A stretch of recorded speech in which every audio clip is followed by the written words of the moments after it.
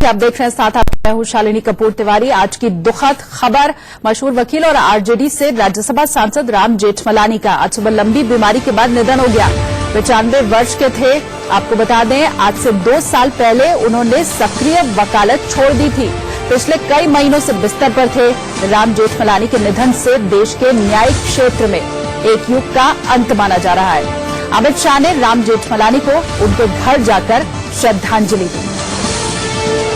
इसके अलावा प्रधानमंत्री नरेंद्र मोदी निधन से देश के न्यायिक क्षेत्र में एक युग का अंत माना जा रहा है।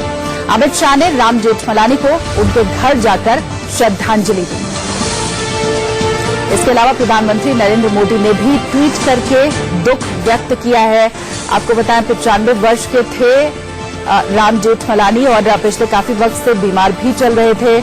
आज सुबह करीब 7:45 बजे के वक्त उन्होंने अंतिम सांस ली और फिलहाल अमित शाह पहुंचे हुए हैं उनके घर, जिन्होंने श्रद्धांजलि दी राम जेठमलानी को। वरिष्ठ वकील राम जेठमलानी करियर के ऊपर अगर उनकी नजर डालें तो बेहद छोटी उम्र से वकालत की शुरुआत कर दी थी। महज 17 साल के थे राम जेठमलानी जब उन्होंने वकालत की शुरुआत की और अपने करियर के दौरान कई ऐसे केस लड़े जिसके चलते चर्चा में रहे। आपको शेयर मार्केट का हर्षद मेहता वाला कांड जरूर याद होगा। उसके वकील भी राम जेठमलानी थे।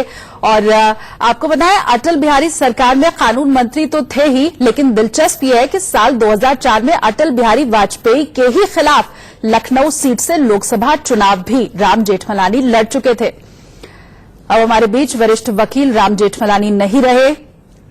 उनके पुत्र भी वकील हैं, जाना माना नाम है। इसके अलावा राजीव गांधी के हत्यारों के जो आरोपी, उनकी हत्या के जो आरोपी थे, उनका केस भी लड़ चुके हैं। और चारा घोटाला जो हुआ था उसमें लालू यादव का भी केस लड़ चुके थे राम जेठमलानी। मेरे सहयोगी देव कोटक इस वक्त जुड़ रहे हैं मेरे साथ। देव, क्या कुछ आपके पास अपडेट है? हमें बताया जा रहा है कि अमित शाह जी उनके घर पे पहुंच चुके हैं। उन्होंने श्रद्धांजलि अर्पित की है और वेंकैया नायडू जो उपराष्ट्रपति है वो भी पहुंच चुके हैं। उनके अलावा ट्विटर पे भी काफी लोगों ने श्रद्धांजलि उनके फेवर में ट्वीट की है। जेपी नड्डा, कैलाश गहलोत, बॉलीवुड के जाने माने निर्देशक महेश भट्ट जी, उनके अलावा अरविंद केजरीवाल, सुब्रमण्यम स्वामी जो उनके एक समय में बहुत ही अच्छे दोस्त हुआ करते थे, उनने भी ट्वीट किया है। और हमें यह बात पता चली है कि 4 बजे लोधी रोड शमशान में उनका जो लास्ट राइट्स होगा वो क्रिमेशन किया जाएगा, लोधी रोड का जो है। और उसके अलावा काफी वरिष्ठ पॉलिटिशियन, बीजेपी के नेता और काफी लोग अभी उनके घर पहुंच रहे हैं। उनकी आज मृत्यु आज सुबह 7:45 बजे सुबह उनके ऑफिशियल रेसिडेंस जो अकबर रोड वाला घर है दिल्ली में, वहां पर हुई है। उनके बेटे महेश जेठमलानी ने ये बात बताई है कि कोई ऐसी कोई बीमारी नहीं है जिनने उनकी जान ली है, लेकिन वो 95 साल के थे और काफी समय से बीमार भी थे और काफी इलनेसेस से जूझ रहे थे। तो राउंड द क्लॉक उनको मेडिकल ट्रीटमेंट भी प्रोवाइड करी जा रही थी। डॉक्टर्स और मेडिकल एक्सपर्ट्स जो उनके घर पे राउंड द क्लॉक रखे जा रहे थे, जो उनकी सेहत का पूरी तरह से ध्यान रख रहे थे। लेकिन बड़ी दुख की बात है कि वो फिर भी उन्हें बचा नहीं पाए, काफी समय से बीमार थे। तो बस ये देव, कितने बजे के करीब ये खबर आई और उनके परिजनों का, जैसे उनके बेटे ने ही सबसे पहले ये तमाम बातें बताई, लोगों के साथ शेयर की, क्या उन्हें ऐसा अंदेशा हो गया था उनकी खराब तबीयत को देख करके?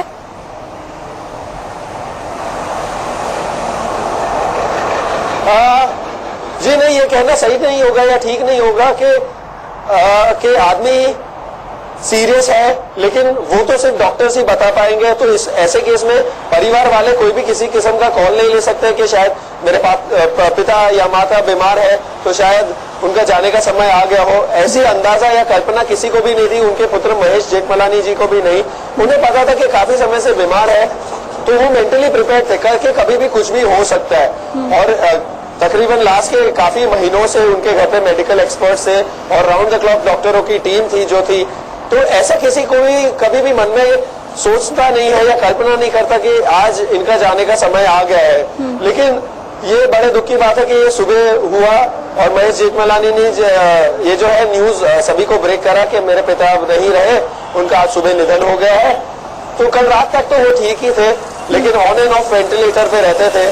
क्रिटिकल तो नहीं कह सकते उनकी सिचुएशन, लेकिन नजरअंदाज ना करते हुए, और अगर हम सिचुएशन को कंसीडर करें, उनका मेडिकल रिपोर्ट और हिस्ट्री पिछले कुछ महीनों की ले, तो ऐसा लग रहा था कि हाँ, कि वो थोड़े से सीरियस है, लेकिन उतार चढ़ाव उनकी स्वास्थ्य को लेकर हमेशा होते रहता था। तो पता नहीं था कि आज ये ठीक होंगे या आज ये ठीक नहीं होंगे, तो ऐसा बताया जा रहा है। लेकिन अभी हमें ये भी पता चल रहा है कि काफी नेता और वरिष्ठ पॉलिटिशियन जो है उनके घर पहुंच रहे हैं, और आज उनका आखिरी राइट्स, जो हम फाइनल राइट्स कहते हैं, लोधी रोड क्रिमेटोरियम शमशान घाट में किया जाएगा। जी बिल्कुल, और तस्वीरें भी इस वक्त हम दिखा रहे हैं देव अपने दर्शकों को। वेंकैया नायडू पहुंचे हुए हैं, इसके पहले अमित शाह पहुंचे हुए थे, वो तस्वीरें भी हमने दर्शकों को दिखाई। और बेहद खास शख्सियत थे यहाँ पर, कहेंगे देव हम। और ये थोड़ा बताएं, क्योंकि तस्वीरें तो हम दर्शकों को दिखा रहे हैं, अभी और किसके किसके पहुंचने की उम्मीद है? कुछ आपको खबर मिल पाई है क्या कि और कौन कौन अभी पहुंच रहा है राम जेठमलानी के घर?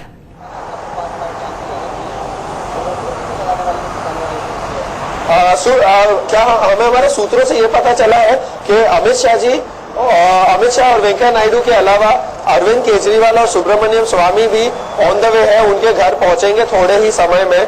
वैसे वो लोग कुछ ज्यादा दूर नहीं रहते, काफी पास में ही रहते, तो जल्दी पहुंच जाएंगे। वो लोग फिलहाल ऑन द वे है, तो वे खुद श्रद्धांजलि, उनके परिवार वालों को थोड़ा साहस मिले, और एक बड़े जूरिस्ट होने के नाते श्रद्धांजलि अर्पण करना चाहिए, क्योंकि उन्होंने इंडिया के न कई सिर्फ हाई प्रोफाइल लोगों को रिप्रेजेंट किया है, बट भारत को कई पैमाने पे भी उन्होंने रिप्रेजेंट किया है।